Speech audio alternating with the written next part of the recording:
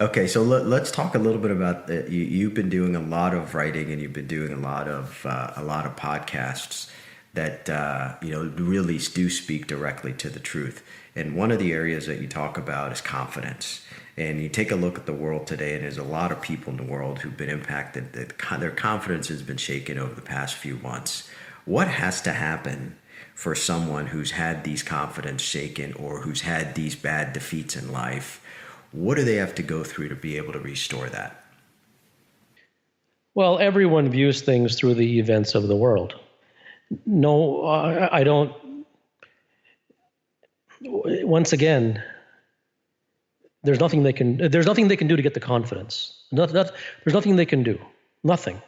There's nothing they can do to get, what Michael achieved. Nothing. There's nothing they can do. And the reason there's nothing they can do is because nothing can be sprinkled upon anybody.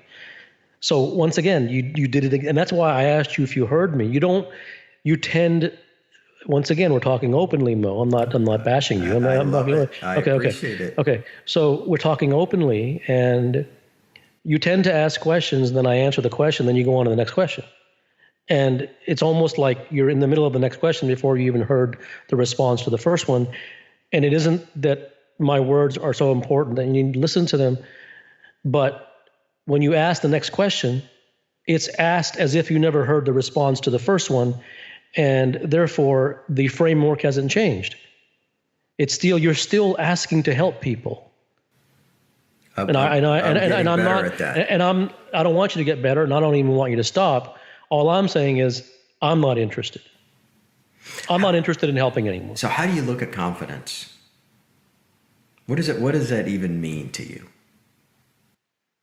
I don't think it's about where to get confidence from.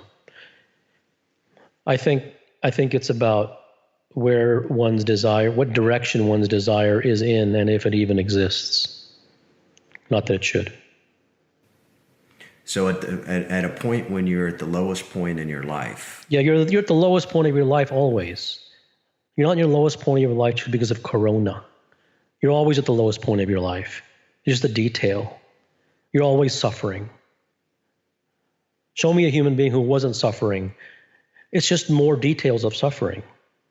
So this pick me up, this boost thing, this liven my mood, it's an insult. It's a waste.